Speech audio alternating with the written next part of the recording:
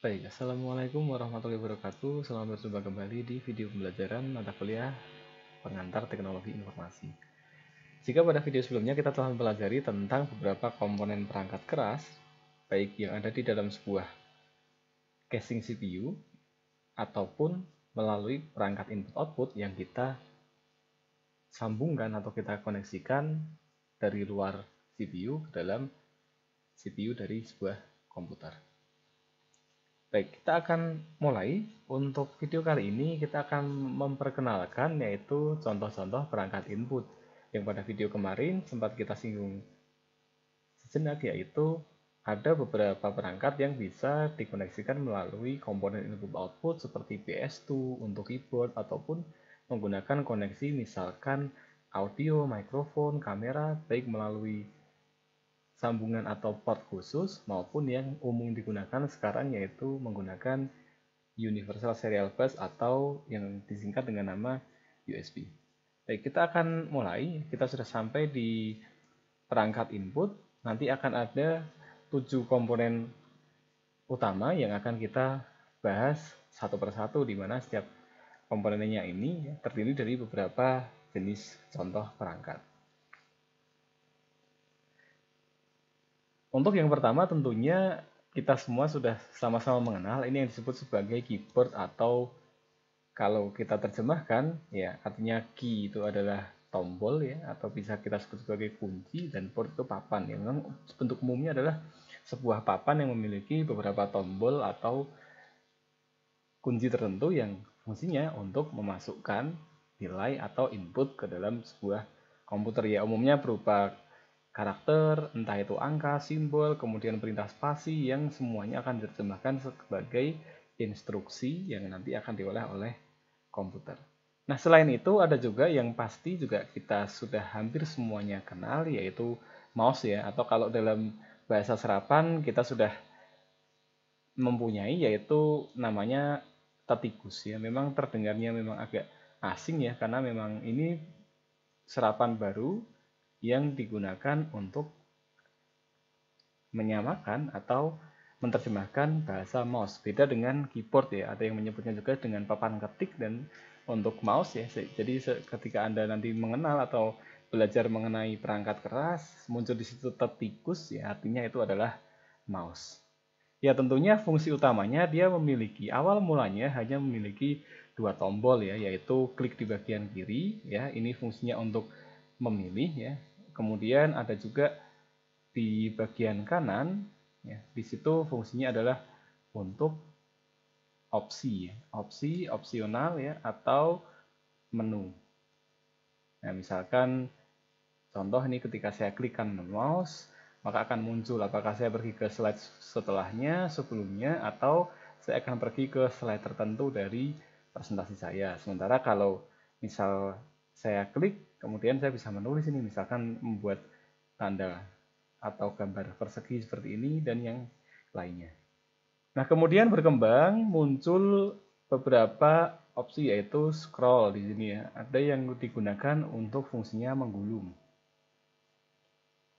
Menggulung atau menggeser halaman dari tampilan layar kita ke atas ya, ataupun ke bawah, atau yang biasa kita kenalnya dengan scroll. Ya, kemudian ada juga beberapa menu yang dia diletakkan di tengah tombol klik mouse.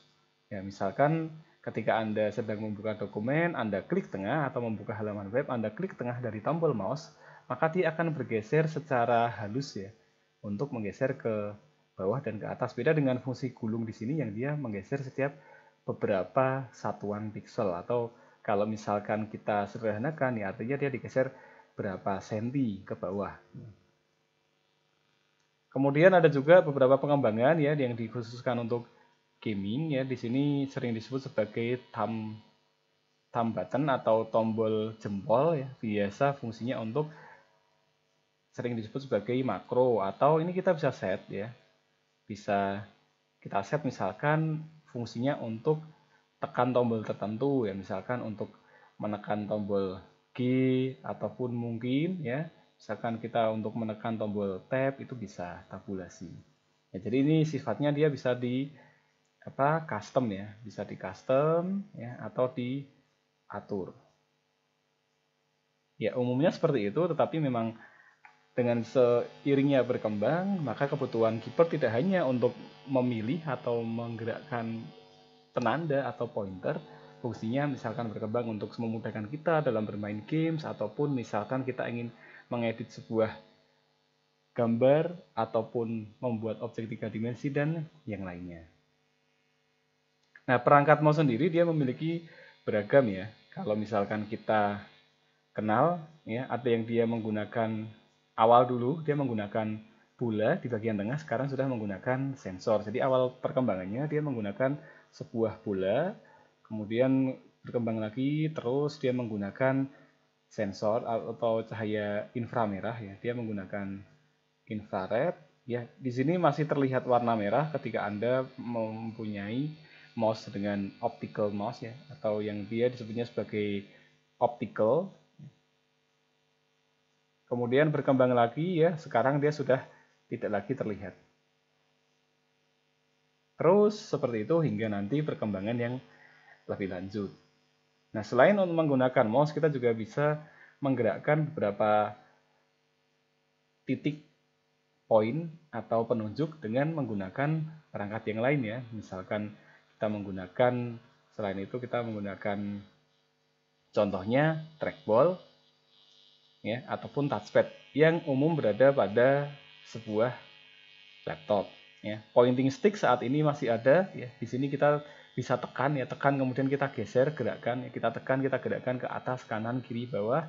Sementara kalau trackball ya kita harus gulung ya, kita putar bola ini, nah maka nanti dia akan menggerakkan juga pointer. Jadi kalau di sini ya, kita fungsinya adalah untuk kita putar bolanya.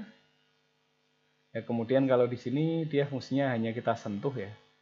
Sentuh, kemudian digeser. Nah, sementara di sini dia perlu sedikit ditekan. Atau yang disebut sebagai pointing stick ya. Ditekan sedikit ya, tangan kita menempel, tekan sedikit, kemudian kita bisa gerakkan ke kanan bawah. Nah, fungsinya titik-titik di sini ya adalah ini untuk sebagai pengindra atau sensor kemana jari kita bergerak.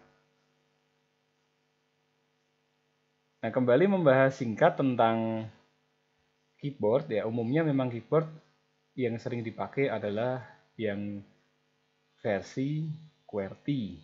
Ya, awal mulanya keyboard itu memang disusun dengan urutan alfabet ketika diterapkan pada sebuah mesin ketik.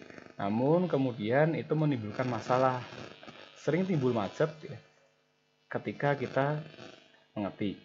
Kemudian berkembang ya, di desain yang paling baik adalah QWERTY untuk mengetik kata ya, tentunya dalam bahasa yang tertentu. Misalkan kita dalam bahasa Inggris ya, maka ini didesain supaya mengurangi tingkat kemacetan dari mesin ketik. Nah, kemudian inilah yang diadaptasi ke dalam keyboard saat ini. Ya, meskipun saat ini ada juga perkembangan ya, terdapat menu-menu khusus, misalkan kita langsung tekan untuk ke halaman utama dari sebuah penjelajah web ya, atau web browser, kemudian kita langsung buka email, contoh di sini, dan beberapa tombol yang fungsinya untuk mempermudah akses. Ya, tentunya semakin banyak fitur tombol, ukurannya semakin besar, bobotnya juga semakin besar.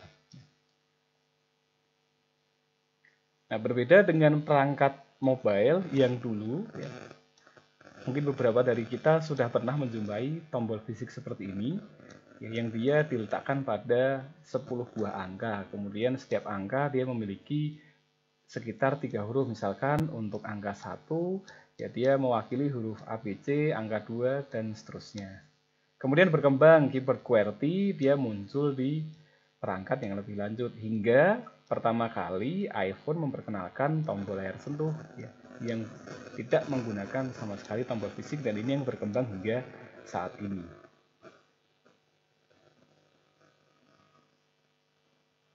Ya, bentuk mouse pun bermacam-macam. Ada yang di sini dia sifatnya tombol on off untuk mouse wireless ya, atau tanpa kabel. Dia cukup dikoneksikan dengan perangkat USB, kemudian dia menggunakan sinyal ya. Sebenarnya sinyal ini dia akan teruskan ke dalam perangkat penerima. Nah, namun kekurangan di sini adalah dia memerlukan sebuah baterai. Beda dengan ketika kita menggunakan mouse yang memiliki wire atau kabel.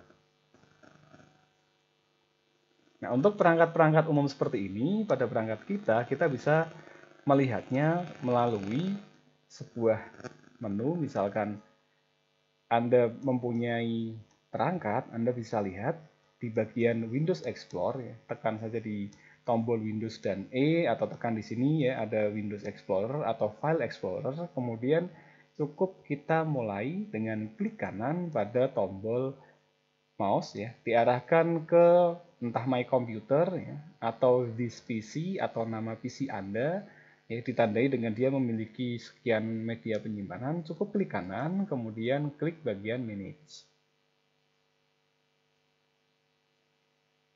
Nah, di bagian Manage nanti dia akan bisa ya menampilkan contoh mulai dari sistem ya, atau yang sifatnya software ya, atau program lah kita sederhanakan, hingga ke device atau perangkat. Nah, di sini kita bisa tahu contoh ya, yaitu keyboard. Di sini perangkat yang saya gunakan ya, ada yang menggunakan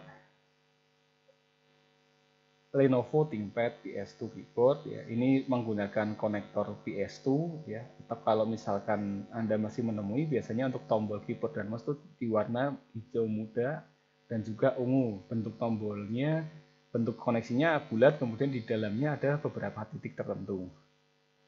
Nah, contoh juga di sini ada untuk mouse ya, ada juga yang kita menggunakan Elan Input Device ya. Ini salah satu perangkat pendukung untuk touchpad. Kita bisa lihat contoh di bagian ini.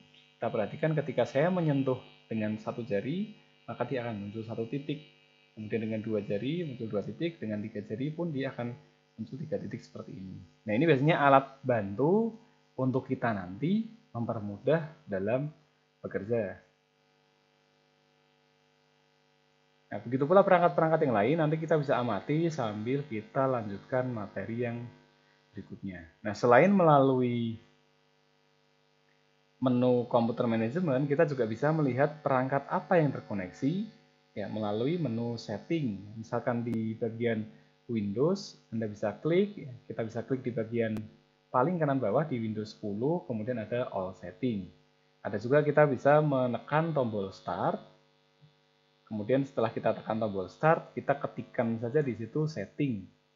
Atau misalkan kita langsung ingin ke keyboard dan mouse, kita bisa langsung. Ya, contoh di sini menu setting ada. Kalau misalkan tidak ada, kita bisa ketikkan contoh, yaitu kita mengetik setting. Maka di situ akan muncul ya, satu menu untuk kita mengatur daripada perangkat yang terkoneksi ke dalam komputer kita. Ada di sini mulai dari display dan yang lain-lain. Namun karena kita fokusnya ke perangkat input ya, kita bisa klik di sini device ya yang memuat beberapa menu. Kita lihat yaitu mulai dari mouse, kemudian ada touchpad, ada typing, ada pen dan lain-lain. Kita mulai dari mouse terlebih dahulu. Nah, untuk mouse di sini kita bisa atur kecepatannya. Kita bisa atur kecepatannya, begitu pula misalkan bagaimana kalau kita scroll. Kalau kita scroll berapa banyak dia tergulungnya, atau misalkan dalam hitungan baris ya, atau satuan sentimeter misalkan ya. Kalau semakin kita perbesar contoh di sini ya, maka dia akan tergulung langsung sekian baris. Kemudian ada juga yang tadi kita sempat bahas, yaitu keyboard ya. Ada beberapa fitur, misalkan dia autocorrect, kemudian ada yang fitur lain ya menampilkan saran ya, saran teks, misalkan mengetik PAG langsung memunculkan saran mengetik pagi di situ. Ini untuk yang software pengetikan. Ada juga yang dia menggunakan perangkat hardware-nya, apakah harus dinyalakan ketika saya mengetik ya, mengetik dengan keyboard fisik ya. Di sini mengetik dengan keyboard software, atau misalkan dalam beberapa aplikasi kita bisa ketikkan on screen keyboard. Nah, ini bisa mewakili ketika misal ya perangkat keyboard kita bermasalah, keyboard fisik maksudnya. Nah, kita bisa mengetikkan dengan menekan aplikasi keyboard seperti ini ya. Tentunya menu-menu ini bisa kita atur dalam menu setting yang sudah kita jelaskan berikut. Nah, selain itu kita bisa juga mengatur ya atau mengcustom beberapa contoh. Misalkan kita akan mengatur touchpad ya. Di sini kita bisa ambil menu, kemudian kita akan atur apa yang akan kita atur di sini. Nah, selain kecepatan, apakah tombolnya akan kita ganti ya? Nah, contohnya di sini pointernya, apakah kita akan ganti tidak hanya dengan panah ya, tetapi misalkan kita ganti dengan gambar tangan di sini. Nah, kemudian ketika saya ganti, nah maka akan berubah. Nah, nanti dia akan berubah menjadi gambarnya, bentuk kursornya adalah tangan. Nah, ini beberapa yang bisa kita lakukan ya. Untuk normal yang kita pilih, ada juga yang dia tangan ya. Contoh di sini. Kemudian kita bisa implementasikan. Ada juga yang misalkan beberapa alat bantu ya, misalkan kecepatannya, atau kita tambahkan trail atau jejak mouse sehingga ketika kita geser, nah seperti ini ya, dia akan mengikuti dari arah pergerakan kita. Apakah dia akan ditampilkan dalam waktu singkat seperti ini atau waktu lama. Ada juga opsi untuk menghilangkan mouse ketika kita mengetik dan beberapa yang lain. Ya, contohnya tadi scroll, kemudian naik turun, dia berapa kali scrolling, kemudian setelah itu ada juga perangkatnya, kita mempunyai 2 buah perangkat ya untuk inputnya, ya, yaitu touchpad di sini diwakili dengan perangkat yang namanya Elan, ya, ini salah satu perangkat untuk merek tertentu. Kemudian ada juga yang mouse di sini yang mouse fisik yang terkoneksi dengan USB. Ya. Kemudian ada juga beberapa aplikasi untuk mempermudah kita, misalkan kita klik dengan 2 jari dan klik 3 jari pada touchpad akan memunculkan menu tertentu. Nah, misalkan ketika saya klik dengan tombol tengah, maka dia akan membuka ketika browsing ya, membuka langsung di tab atau jendela baru. Nah, itu menu bisa kita atur ya. Nah, untuk koneksinya di sini Elan Smart Pad ya, dia menggunakan koneksinya adalah PS2 ya, seperti yang sudah kita jelaskan. Kalau mouse dengan koneksi PS2 itu bentuk konektornya bulat, kemudian di bagian tengah dia memiliki beberapa sambungan ya, atau beberapa colokan logam yang akan menghubungkan dengan perangkat CPU kita. Baik, kita kembali ke pembahasan yang selanjutnya. Nah, memang yang ini sudah hampir tidak kita jumpai lagi, sudah sangat jarang perangkat seperti ini. Ini yang sangat favorit ya saat ini. Ini juga ada hanya beberapa, contohnya ketika Anda menggunakan beberapa perangkat dari Lenovo ThinkPad yang dia masih menyertakan pointing stick seperti ini di bagian tengah untuk mempermudah supaya kita tidak perlu menggerakkan tangan terlalu jauh ketika kita mengetik dan memerlukan menekan mouse di saat yang bersamaan. Nah, kita lanjutkan untuk teknologi layar sentuh. Saya kira kita sudah sangat familiar dengan ini. Ya, fungsinya adalah dia mendeteksi lokasi tangan kita pada sebuah perangkat layar sentuh. Sifatnya yang saat ini teknologi yang digunakan ada yaitu kapasitif dan juga resistif ya. Misalkan kita menyentuh di layar tersebut, maka hantaran listrik yang ada pada layar tersebut ya tentunya dalam skala yang sangat kecil ya, maka misalkan kita sentuh di bagian ini, maka dia akan memunculkan reaksi yaitu ada aliran listrik yang hilang pada titik ini. Anggaplah di sini titiknya adalah 20,15 pada baris dan kolom, kemudian ini yang diterjemahkan sebagai arah pergerakan atau titik tertentu. Ya, memang ada dua yaitu kapasitif dan resistif. Kita akan perhatikan nanti dalam beberapa waktu apakah akan berkembang lagi tipe dari sebuah layar sentuh. Ada juga yang dia sifatnya sensitive pad ya. Kita hanya menyentuhnya tanpa bisa menggerakkan dari sensor tersebut ya, misalkan tombol dalam iPod seperti ini ya, hanya bisa disentuh tidak bisa menggerakkan, atau dalam beberapa layar yang saat ini memiliki fungsi touch sensitive pad. Nah, selain itu ada juga yang dia perangkat input khusus untuk smartphone yang saat ini Anda sudah sangat familiar dalam menggunakannya ya. Awal mulanya memang transformasi itu berjalan dengan menggunakan masih dua perangkat ya, yang mana di sini dia adalah touchpad, kemudian dia juga bisa masih menggunakan tombol fisik.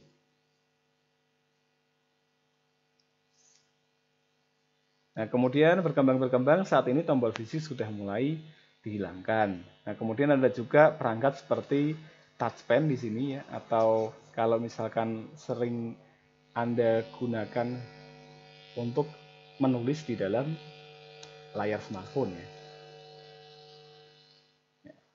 Saat ini sudah berkembang ya, lebih kenal dengan nama stylus. Stylus sudah berkembang, yang dahulu dia juga masih menggunakan kombinasi dari dua buah perangkat ya, yaitu layar atas dan layar bawah untuk mengetahui lokasi. Sekarang dia sudah bekerja dengan sama. Ketika kita menekan menggunakan tangan, maka ada hantaran listrik ya yang bereaksi di situ, kemudian dia akan meneruskan ke dalam prosesor untuk diterjemahkan di mana dia disentuh, kemudian gerakan apa yang dibuat dan seterusnya.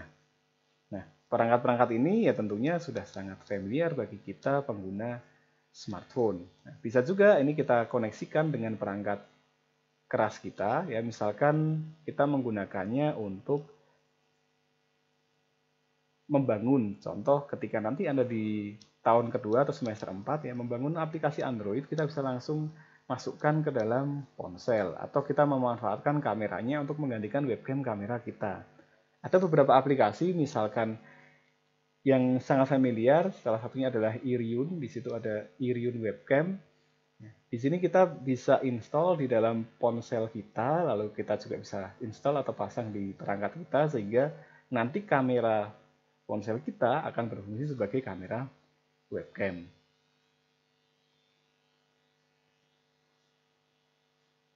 Nah, untuk contoh dari perangkat yang tambahan yang ada, misalkan di sini kita bisa melihat di bagian Pen dan Windows Ink. Nah, di sini kita bisa mengaktifkan mode untuk menulis, entah kita melalui drawing pad ya, atau touchpad yang ukurannya lebih besar. Di situ ada pena sentuhnya atau stylus yang khusus didesain, atau dengan menggunakan touchpad sederhana yang tersedia di semua jenis laptop. Kemudian ketika kita menuliskan dengan tulisan tangan, maka nanti akan ada opsi di sini apakah menggunakan jenis huruf 1, 2, 3, dan yang lainnya. Nah, untuk lebih jelasnya kita bisa lihat di bagian menu Learn About Windows Ink di sini.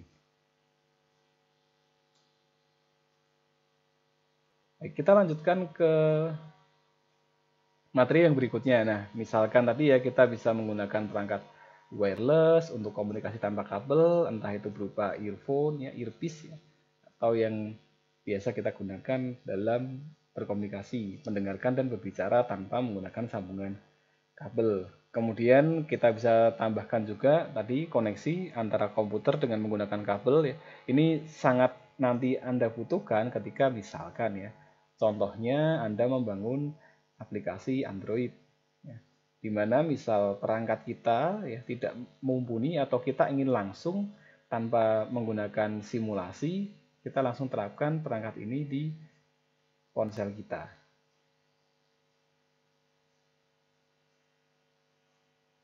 Nah, selain perangkat-perangkat umum tadi, ada juga perangkat tambahan ya, yang jarang dipakai, tetapi ada beberapa contoh, yaitu joystick. Kemudian ada juga gamepad ya, ini seperti yang banyak digunakan pada PlayStation. Kemudian ada juga di sini ada Wiimote ya, atau Wii Remote. Biasanya di sini kita gunakan, kita cukup gerakan. Kemudian di sini ada sensor infrared. Nah, nanti dia akan mendeteksi arah pergerakannya. Jadi cara kerjanya yaitu ada rangsangan di sini atau cahaya, kemudian ketika dia digerakkan ke kiri, ya maka dia akan memberikan instruksi kepada layar atau mesin game atau komputer kita apa yang akan dilakukan. Ada juga yang dia balance board, kita hanya perlu injak kiri kanan. Ada juga pedal dan wheel yang biasanya digunakan untuk bermain games balap. Nah, perangkat-perangkat ada juga dia yang light gun ya. Ya, dia juga merupakan ekstensi dari yang perangkat saat ini banyak digunakan, yaitu Nintendo Wii Remote. Ada juga dia dance pad. Kita cukup injak, kemudian setelah itu dia akan mengirimkan sensor apakah atas, bawah, kiri, kanan, dan yang selainnya. Dan juga perangkat lain ya, misalkan kita koneksikan alat musik ke dalam perangkat komputer kita melalui beberapa konektor yang saat ini sudah banyak berkembang.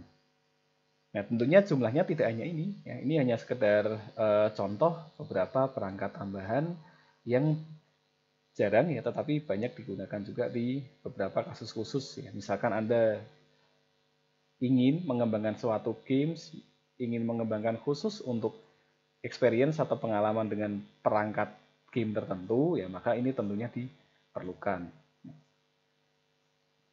Joystick ya ini yang sangat umum, ada 3 komponen utama, yaitu tombol untuk navigasi, kemudian di bagian kanan adalah untuk aksi, nah di bagian tengah ya ini adalah tombol navigasi tambahan ya yang berupa analog. Dan juga yang dia joystick, kemudian ada juga dia steering wheel, ya fungsinya tersendiri. Misalkan di sini hanya untuk menggerakkan kiri dan kanan, ya. Kemudian joystick dia bisa memiliki menu, contoh di sini ada tombol untuk aksi tertentu, dan juga ada beberapa tombol aksi yang lain yang bisa kita atur sesuai dengan kebutuhan. Nah, perangkat-perangkat seperti ini pun ada yang tersedia secara sistem satu paket atau dia berupa tambahan. Misalkan kita perhatikan di sini dia merupakan tambahan dari perangkat joystick yang diberikan semacam steering wheel untuk mempermudah pergerakan kita agar lebih presisi. Nah, selain perangkat fisik tadi, kita juga mengenal perangkat yang menggunakan sensor cahaya seperti contoh kamera digital. Nah, di kamera digital ini fungsinya adalah kita menangkap cahaya, kemudian setelah itu kita terjemahkan ya, dengan menggunakan yang disebut sebagai prosesor ADC atau analog to digital converter untuk selanjutnya dia ditampilkan dalam bentuk foto atau citra digital seperti ini. Nah, cara kerjanya mirip ketika kita analogikan, misalkan kita seseorang ya berdiri, kemudian ada sumber cahaya, katakanlah di sini ada matahari, kemudian ada yang mengenai salah satu bagian tubuh kita. Nah, maka apa yang terjadi, reaksi di kulit kita itu dia akan semakin gelap karena adanya cahaya matahari di situ. Nah, kemudian inilah yang coba ditiru oleh sensor komputer, tetapi dalam tingkat sensitivitas yang sangat tinggi, sehingga hanya tersentuh sedikit cahaya dia sudah bisa menangkap objek yang berada di sudut tertentu di depan perangkat kamera tersebut. Beda dengan kasus yang umum ya, misalkan kita berjemur di bawah matahari, kulit kita akan menggelap ya, ada bekas di situ. Ya, misalkan kita tidak menggunakan sarung tangan, kita menggunakan baju lengan panjang, maka di bagian tempurung tangan kan akan lebih gelap dibanding bagian yang lain. Nah, itulah cara kerja umum dari sebuah sensor kamera. Ya, tentunya tadi dengan sensitivitas yang sangat tinggi. Ketika terkena cahaya sedikit, maka dia akan langsung dalam tanda kutip berubah warna, kemudian disimpan di memori komputer. Bedanya adalah perangkat tadi dia bisa dikembalikan ke nilai awalnya. Beda dengan misalkan kulit kita sudah terlanjur menggelap, ya, maka kita perlu treatment khusus ya, untuk mengembalikan warna kulit. Nah, selain itu ada juga perangkat yang lain yang berupa pengenal suara ya, atau yang biasa disebut mikrofon untuk sensor suara. Ada juga yang untuk input video dan juga scanner yang ini umum ya. Saat ini sudah satu paket dengan perangkat pencetak atau komputer. Input suara kita bisa sambungkan ya. Saat ini hampir semua perangkat digital ya sudah bisa terkoneksi dengan komputer atau PC kita. Nah, konektornya pun ada bermacam-macam, ada yang bisa dia langsung koneksi dengan USB, ada yang dia memerlukan perangkat khusus ya, misalkan ada Firewire dan yang lainnya, sehingga kita saat ini bisa menggunakan perangkat elektronik ya, hampir semuanya ke dalam komputer kita. Ya, tentunya untuk hasil yang lebih baik, misalkan menganalisis. Ketika saya tekan contoh tombol keyboard di sini, ya, maka nanti dia akan menampilkan gelombang suara seperti apa. Oh, kalau seperti itu saya perlu atur ulang. saya akan setting ya. Ketika di set, kemudian diturunkan nilai tertentu atau kita naikkan nilai tertentu ya dalam skala khusus, maka kita akan mendapatkan hasil yang kita inginkan. Apakah suaranya lebih kencang, lebih jernih, kemudian frekuensinya lebih tinggi, dan yang lain sebagainya. Ya, info video yang sudah kita bahas sebelumnya yaitu adalah yang paling umum ya, webcam dan video conference. Saat ini perangkat webcam yang tersedia di laptop juga sudah cukup mumpuni, jikapun kurang kita bisa tambahkan perangkat yang lain. Ada juga yang umum dipakai dalam sebuah perangkat pencetak kita, komputer yang sudah satu paket dengan scanner atau pemindai. Ya, fungsinya sama seperti kamera, hanya di situ sifatnya dia tidak proyeksi dengan sudut tertentu, tetapi istilahnya dia menggunakan flatbed ya. Kalau kita terjemahkan ya artinya dia adalah ranjang rata atau papan datar. Ya, dia akan menggerakkan, berbeda dengan kamera ya, dia mengarahkan ke objek, dia akan menangkap semua yang berada pada sudut. Kalau flatbed dia akan bergerak ya. Dia akan bergerak atau dia move, kemudian dia akan mengambil pantulan dari cahaya tersebut secara tegak lurus. Ya, jadi sifatnya kalau flatbed dia akan menangkap cahaya seperti ini ya, beda dengan ketika kita menggunakan sensor kamera ya, misalkan kamera ya, dia akan menangkap sinyal itu terfokus pada titik sensornya. Kalau flatbed misalkan dia sudah memberikan sumber cahaya sendiri, kemudian ditangkap kembali dalam sudut yang tegak lurus.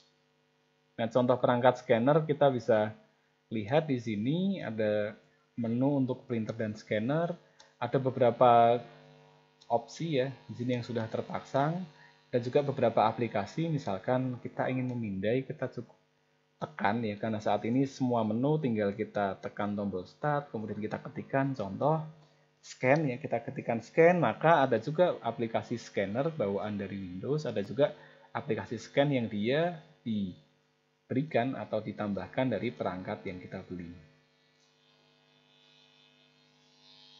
Nah, ada beberapa menu yang bisa nanti kita gunakan untuk mengakses perangkat input yang terkoneksi di komputer kita.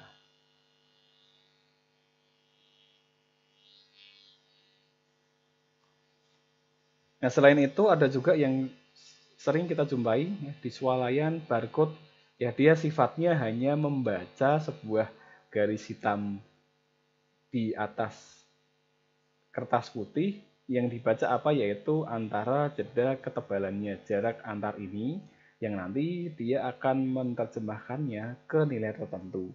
Sini kita ambil distance ya atau jaraknya, kemudian dia akan diterjemahkan ke dalam sebuah angka atau nilai. Ya, kelebihannya tentu dia akan terbebas dari noise atau gangguan karena hanya membaca yaitu warna hitam dan putih dengan cahaya berwarna merah seperti ini. Berbeda kalau kita menggunakan QR code, di sini dia sensitif ya, kekurangannya dia sensitif cahaya. Dia sangat sensitif, tetapi dia bisa memuat, kapasitasnya dia lebih besar. Dan dia tidak memerlukan perangkat khusus ya. Dia bisa menggunakan kamera atau kita bisa gunakan perangkat kamera umum. Sementara di sini ya, dia tidak sensitif ya, dia tidak sensitif tapi dia lebih menggunakan perangkat khusus.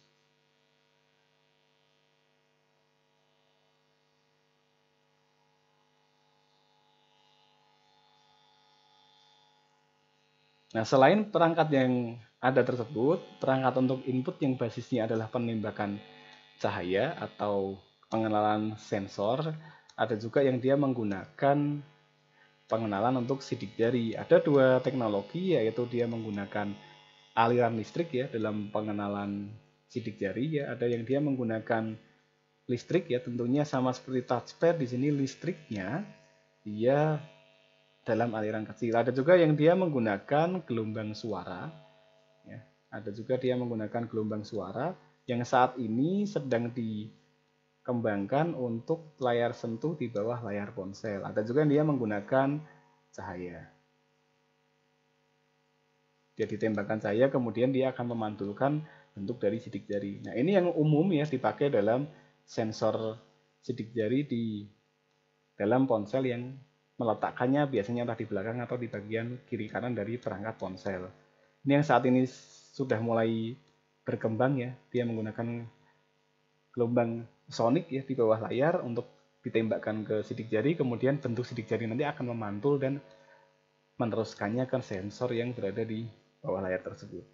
Sementara sensor cahaya ini yang saat ini banyak digunakan di mesin presensi, dia menembakkan cahaya dengan frekuensi tertentu kemudian ditangkap yang berupa bentuk sidik jari. Ada juga yang menggunakan gelombang suara atau pengenalan karakter. Selain itu, ada juga yang dia menggunakan pengenal tanda tangan, ya fungsinya sama, biometrik, yaitu untuk mengetahui identitas dari seseorang. Dan yang saat ini paling maju adalah penggunaan iris mata. Jadi ketika dibandingkan dengan dia menggunakan sidik jari, ya sidik jari ini dia lebih sedikit ya. Sidik jari itu dia lebih sedikit untuk kemungkinannya. Sementara kalau kita menggunakan iris ya atau mata, dia akan lebih besar.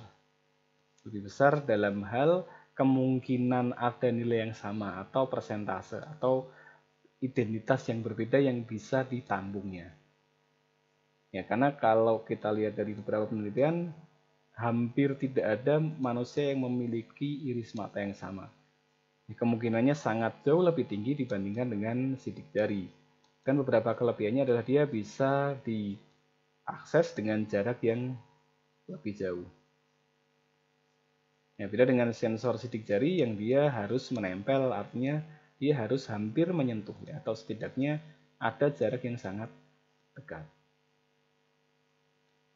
Nah, begitu pula iris di sini dia bisa menggunakan perangkat kamera umum ya, beda dengan contoh tadi ya, kalau kita bandingkan barcode dengan QR code ya, maka barcode itu akan lebih mirip dengan sensor sidik jari karena dia memerlukan perangkat khusus tadi.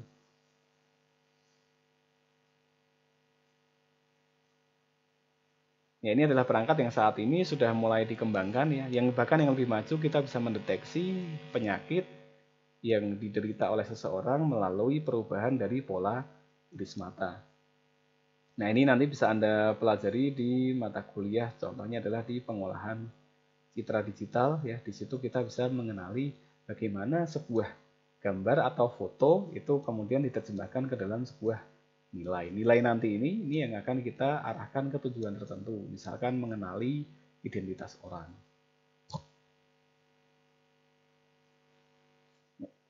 Baik, sekian untuk materi kali ini, cukup singkat mengenai perangkat input di luar dari perangkat komputer kita ya. Perangkat-perangkat tersebut bisa kita koneksikan melalui beberapa konektor atau port ya, atau perangkat input output yang saat ini sudah banyak berkembang. Baik, sekian untuk video materi kali ini. Terima kasih dan wassalamualaikum.